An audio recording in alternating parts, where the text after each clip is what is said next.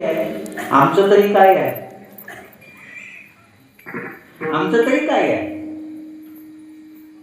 सगळं सगळं जग या तीन गोष्टींनी, सत्ता, संपत्ती आणि सन्मान, यानं जगाला वेळ करून टाकलं. यावर्षी कल्याणचा एक विशेष अंक आला, शताब्दी अंक नावाचा. त्याच्यात भारताविषयी काही स्वाभिमानाच्या गोष्टी सांगितलेल्या आहेत. आम्हाला 1836 ला जे लॉर्ड मेकॉलेनं जी शिक्षण पद्धती स्थापित केली ना, आमच्या अंतःकरणामध्ये गुलामगिरीच्या खुणा पेरल्या गेलेल्या आहेत. आम्ही ताकदवान होतो. आम्ही गीत म्हणतो तर आम्हाला बरं वाटते. आमचे बरेच कीर्तनकारही म्हणतात, यहाँ डाल डाल पर सोने की चिड़िया करती थी, वो भारत देश है मेरा. फक्त गीतात एक वाक्य बोलतो, भारतातून सोन्याचा धूर निघत होता की नाही मला माहित नाही, भारतातल्या झाडावर सोन्याची चिडिया बसत होती की नाही मला माहित नाही, पण भारतामध्ये आजही सोन्यासारखे इतके लोक आहे का जे जगाचं मार्गदर्शन देतात. मी झी टॉकीजच्या जुबरलाल खटोडच्या कीर्तनामध्ये एक वाक्य बोललो होतो. हे वाक्य बरंच प्रसिद्ध झालं होतं.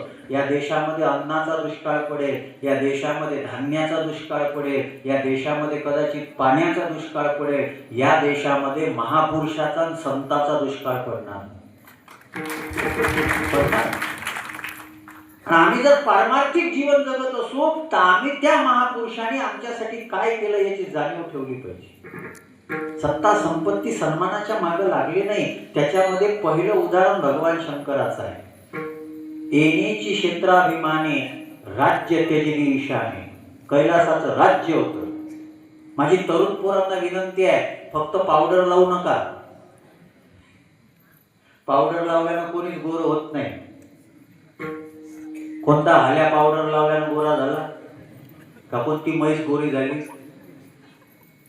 हल्या म्हशीचं बोललो बरं.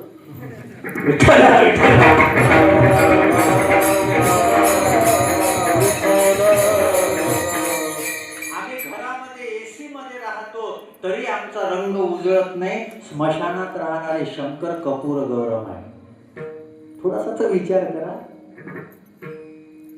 स्मशानात राहणारे रंग काय आहे? कपूर गौरव का आहे? महाराज शंकराचं जीवन पुरुषार्थमय जीवन आहे.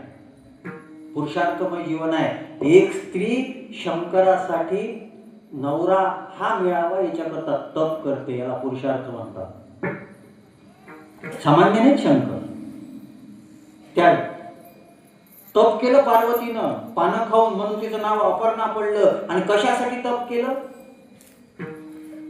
मला हाच नवरा मिळावा, मला हाच नवरा मिळावा. किती मोठा असेल होतो, ज्याच्यासाठी एका हिमालय राजाची कन्या आहे. ती पर्वताचा जो राजा आहे हिमालय, त्याची ती कन्या आहे. एका राजाची कन्या, राजकन्या कोणासाठी तप करते? आज गावागावात टोळकेच्या टोळके बसलेले आहे, मुली भेटत नाहीत म्हणून. आणि त्या याच्यामध्ये भगवान शंकरा करता पार्वती तप करते. किती मोठं जीवन असेल. सामान्य आहेत का शंकर? सामान्य आहेत शंकर? मग हे शंकर इतके चांगले कसे काय आहे? आम्ही सुखासाठी प्रयत्न करतो, पण ते शंकर जे आहे ना, ते सर्व सुखाचा आगर आहे. शेवटच्या चरणात सर्व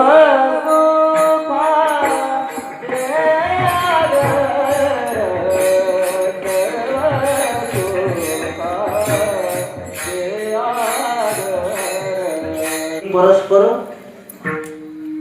सगळ्यांनी एकमेकावर प्रेम करावं, हेच तर रामराज्य आहे. आणि भगवान शंकराच्या रूपामधला पहिला शब्द वापरलेला आहे नरहरिस्वरांनी, भस्म. हे शरीरासाठीच वापरलं. आम्ही सगळी सौंदर्य प्रसाधनं लावतो. भगवान शंकरांनी चिता भस्म लावलं आणि सांगितलं की बाबा, हे जे आहे ना, ज्याचा तू इतका अभिमान करतो, ज्याच्यासाठी तू इतका प्रयत्न करतो, त्याचं काय होणार आहे? भस्म होणार आहे. हे कोणाचं टिकलं? अजून एक वाक्य उपनिषदातलं वाक्य बोलतो, धन असेल किंवा तारुण्य असेल, हे किंचित काळासाठी असते. किंचित कालोप्य भोग्यानी धनानीच यवनानीच किंचित, या मर्यादा आहे.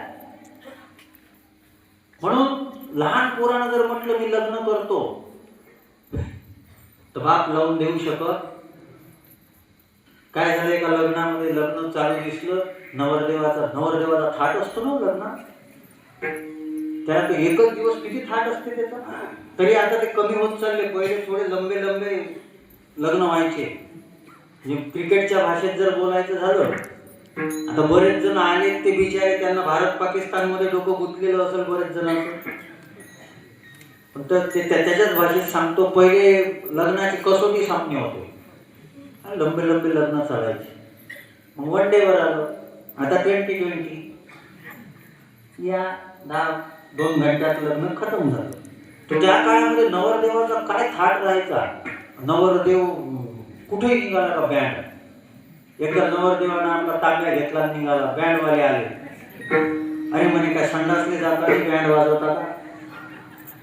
तर नवरदेवाचा थाट पाहून एक पोरग होते याच्या वयाचं, तो म्हणे बाबा काय हे इतका थाट असते का. हो म्हणे, कोणाचा होते, नवरदेव बनल्यावर. ते म्हणे माझं लग्न लावून द्या. शहाणा बाप लावून दे, लहान पोराचं लग्न लावता येत नाही, जाऊ द्या. म्हाताऱ्या माणसाचं लावता येते. सध्या काही नियम नाही म्हणा कोणाचा, पण किंचित कालोपभोग्यानी धनानीच यवनानीच ही योग्य वेळ. आणि महाराज आपलं दुर्दैव काय माहित आहे, आम्हाला ज्या वेळेस जे कळायला पाहिजे ते कळत नाही, आणि जेव्हा कळते तेव्हा कळून उपयोग होत नाही. वेळ निघून गेली. एक वाक्य अजून बोलू हिंदी मधलं, समझ समय पर आनी चाहिए. समझ समय पर आनी चाहिए. आणि तेच येत नाही, जेव्हा येते तेव्हा वेळ निघून गेलेली येते. करो येईल अंत काळी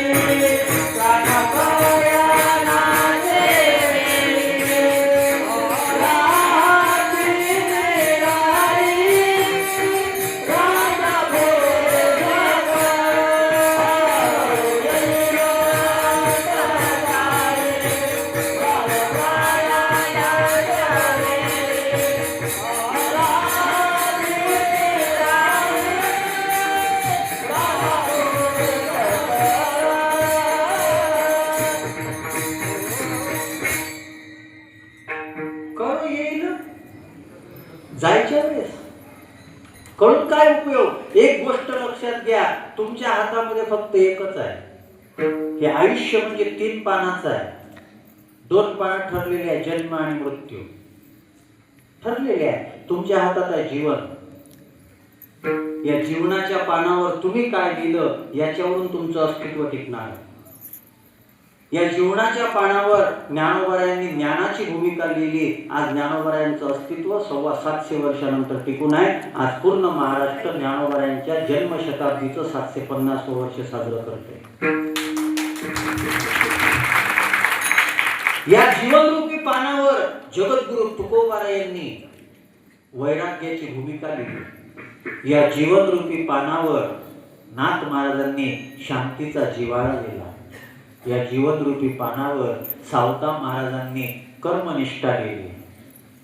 आज अस्तित्व टिकून आहे. आमचं कोण दखल घेतो, कोण दखल घेईल. काळ तर मोठा विचित्र आहे. लेकरं घरात ठेवून नाही राहिले तर तुमची आठवण कोण करेल. लेकरं घरात ठेवायला तयार नाही, आमची आठवण कोण करेल. माझी तरुण पोरांना मुलींना विनंती आहे, आमचं अस्तित्व असं बनवा. आणि आमची अडचण काय, आम्ही मोठ्याच्या मागे लागतो. आमचे तर कीर्तन झाल्यावर 15 मिनिटं फोटो सेशन साठी जातात. काढा म्हणा, मी फोटो काढण्यासारखा आहे. काय चांगल्या लोकांसोबत काढले पाहिजे, हरकत नाही. पण मला सांगा, माझ्यासोबत फोटो काढून काय होणार आहे. तुमची स्टेटस स्टोरी वगैरे व्हायरल होईल.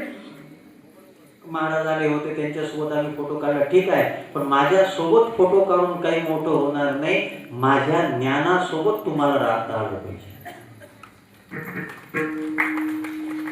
धनवानासोबत राहून उपयोग नाही होत. धनवानानं धन कसं कमावलं याची टेक्निक शिकली पाहिजे. वादकासोबत राहून जमत नाही, त्यानं ताल कसा मजबूत केला हे शिकावं लागते. नाही तर बेताल वागणाऱ्याचं जीवन कुठं सुधारणार आहे. आमच्या वारकरी संप्रदायानं सगळ्या गोष्टी शिस्तीत घेतल्या. ताल, स्वर,